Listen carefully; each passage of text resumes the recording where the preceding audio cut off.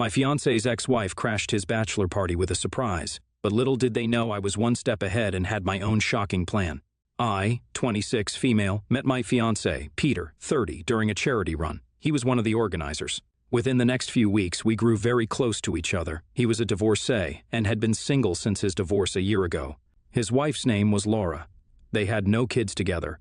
I never had any serious relationships in my life till then. Peter was my first. Laura was Peter's high school sweetheart. They divorced mutually at a point when they both realized that seeing other people was better than staying together. Even after the divorce, they had a good relationship. Laura was a significant part of his 20s, so almost everyone in his life knew her. I met her twice while we were dating. Both meetings were great. I was comfortable with their post-divorce relationship. It looked like they had clear boundaries and respected each other's priorities.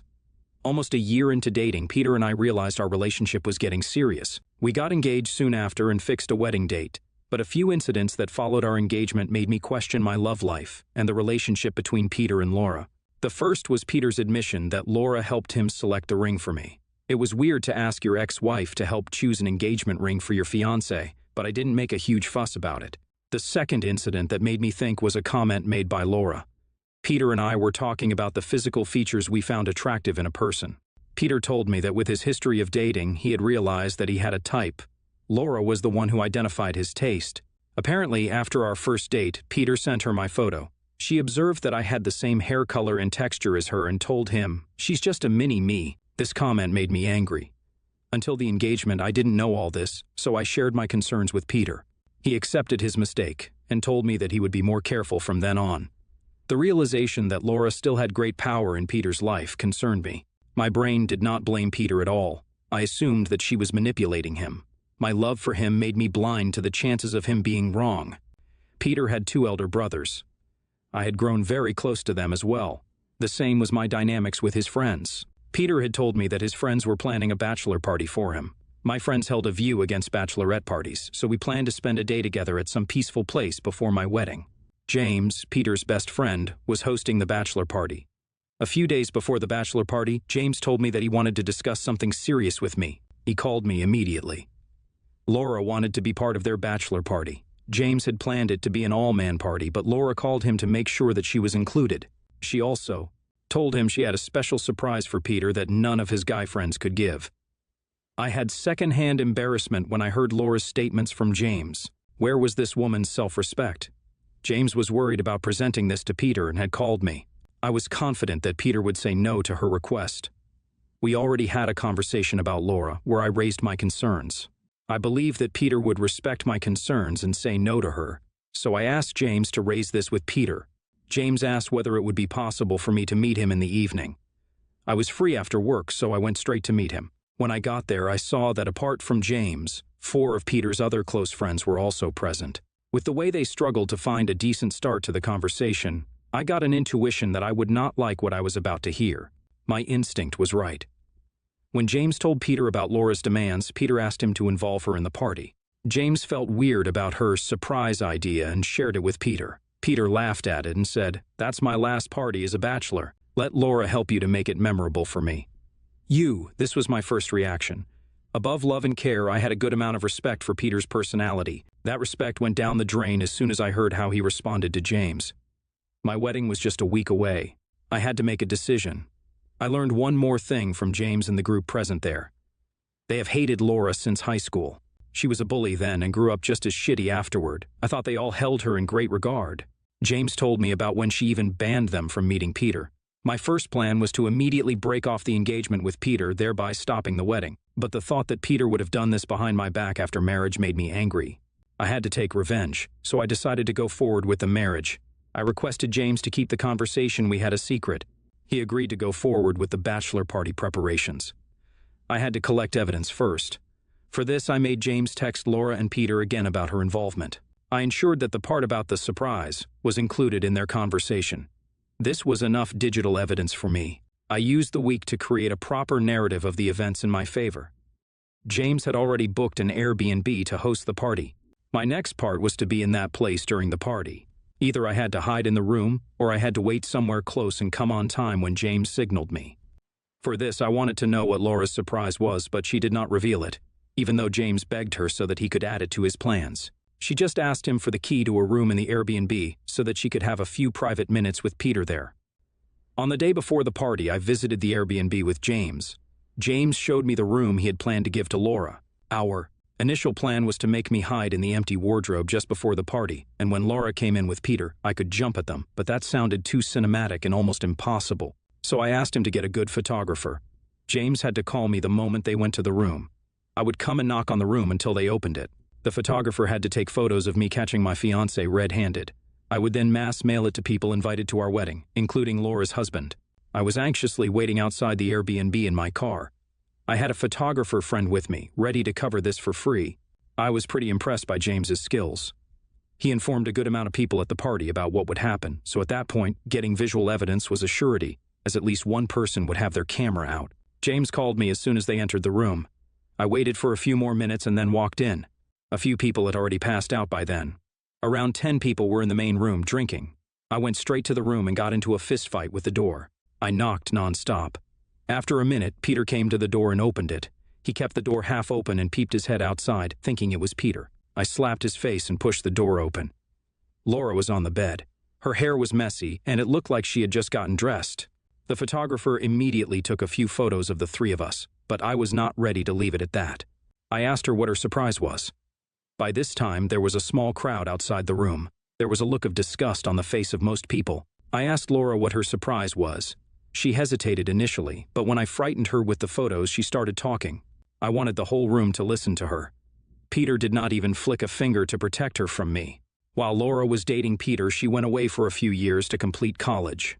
During one of their conversations, Laura told him she tried lap dancing a few times while in college. Ever since then, he had begged her to do it for him.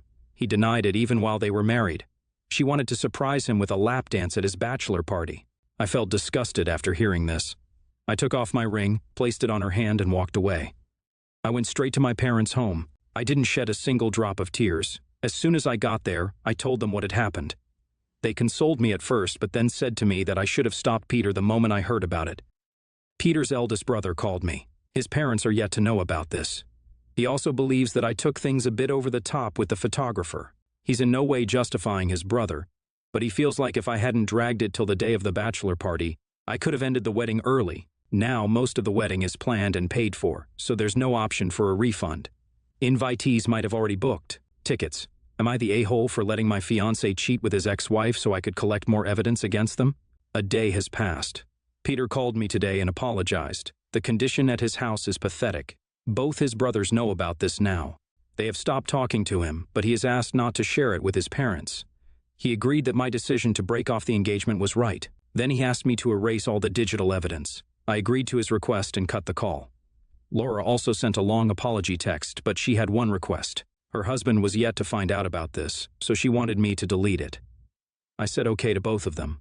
When they texted again asking whether I had deleted everything, I lied and said yes.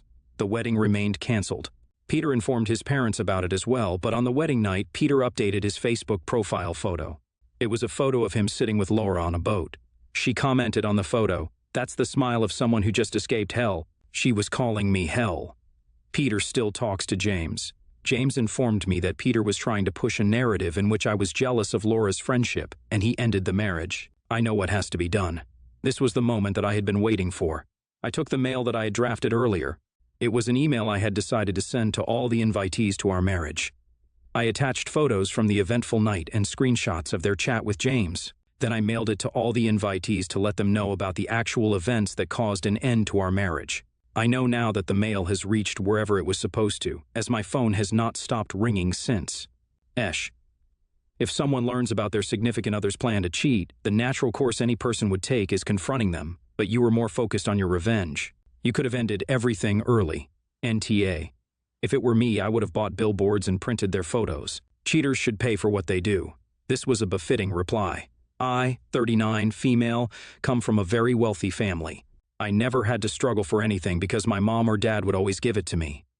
I can say that I grew up spoiled, but I grew out of that phase once I had my twins. Since I was so spoiled and never got in trouble for anything as a teenager, I was always going to parties with my friends, doing drugs and drinking alcohol. Then at 16, I found I was pregnant and gave birth at 17 to my two beautiful twins, girl and boy. Thankfully, my parents were supportive and helped me through the process. My parents had set up a trust fund for me when I was a kid, and I wasn't able to access it until I was 18. So when I turned 18, I moved out and got a condo. I only used my trust fund whenever it was for my kids, rent, or essentials around the house. I also took some out and put it in an emergency fund. I got a job at my dad's company, so I was able to live comfortably but not keep up with the lifestyle I grew up with. When I was 31, I met my now husband and his daughter, who was 4 years younger than my kids. Me and my husband dated for about 4 years. Then we got married for 2 months before my twins' birthday. On my twins' 18th birthday, my parents gifted them each a trust fund of their own. It summed up to $200,000 each. Now my twins are both 22 years old, and both are thriving. I like to give myself a pat on the back for how I raised them and not how my parents raised me. Now to the issue at hand. My stepdaughter is now 18 years old, and for the past couple of months, she's been saying how she couldn't wait to get her trust fund like my twins. And I didn't know if she would or not because I never knew about the twins. Now when her birthday came around, she did get money, just not the trust fund from my parents. Instead, they gave her a car, but to say she was disappointed is an understatement. She said we didn't love her because she wasn't blood, and that we've always treated her differently because she wasn't my daughter, which wasn't true. I loved her from the day I met her, and I've always treated her like she was one of mine.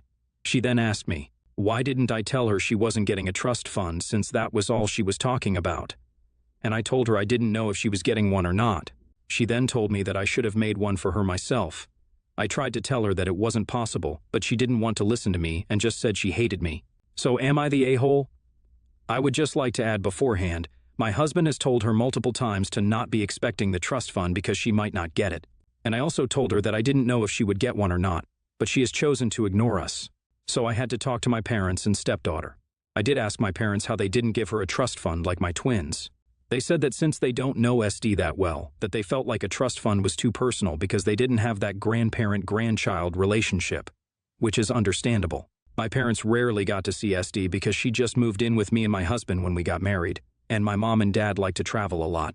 So they really only got to see her on holidays and birthdays. That's why they got her a car, because it's not that big of a present because her last car was wrecked up pretty bad. I also apologized to her for not just telling her that she wasn't getting a trust fund and letting her get her hopes up, but I did explain to her that she shouldn't just expect something just because someone else got it, especially something as personal as a trust fund. She apologized for how she reacted and thanked my parents for the car, but I think she's still disappointed. So I plan to take her out of the country for a birthday trip with my husband and the twins. Also, for anyone wondering, the car she got was a 2023 BMW 5 Series, NTA. No one is entitled to anyone's money, biologically related or not. If someone is kind enough to give you something, the answer should always be thank you, never I expected more. This is basic human. She needs a harsh reality check. Honestly, the fact that she's so entitled, making this level of a tantrum and reacting with I hate you comments, makes me think that not getting a trust fund is in her benefit. With that maturity level, how is she going to handle coming into that amount of money? She needs to learn to be grateful and appreciative. Something you had to learn by getting pregnant so young, and sounds like you instilled in your bio kids after going through that. I can try to sympathize with the insecurity of her feeling like the distinction might come from not being biologically related, but the way she handled it is concerning and disappointing. Sounds like your parents love her and are building a relationship with her but have only known her for 4 years. This is a reality. There's nothing wrong with that. It's understanding that they haven't been saving for decades for her. Instead of focusing on how she could be strengthening family bonds, she's being hurt. If she's worried about money for school or whatnot, I'm sure she could come up to you and your husband. Even if your parents set up specific loans, requests, etc. The keywords missing in her are kindness, maturity, and gratefulness. I'm 33, female, husband 46, male, and I have been married for almost a year, and he has 2 sons from his previous marriage, 13 male and 11 male. The other day he took my son, 12, male, with them to the birthday of a friend of his kids.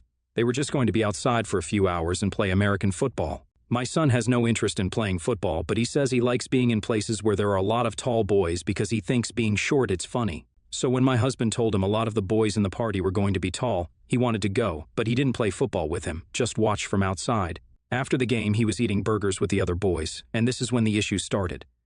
My husband and the other adults were on another table, so they didn't really hear what happened at first. The kids were talking about girls, and the birthday boy explained that the reason women usually don't play physical sports like football is because if they get hurt and bleed, they can't get pregnant anymore.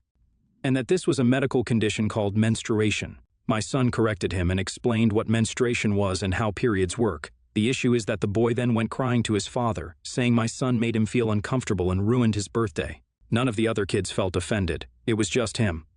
My husband thinks that even though there is absolutely nothing wrong with my son having knowledge about feminine issues, I should tell him to be more discreet with that information when talking to another boy his age. I don't think he did anything wrong. I would even say he did a good service to those kids, teaching them. I usually never fight with my husband, so the fact that we are now having an interpersonal conflict about this makes me doubt if maybe I am a little in the wrong. Am I the a-hole? NTA. As long as the information your child is delivering is accurate, I don't see any harm. It's much better than leaving them misinformed.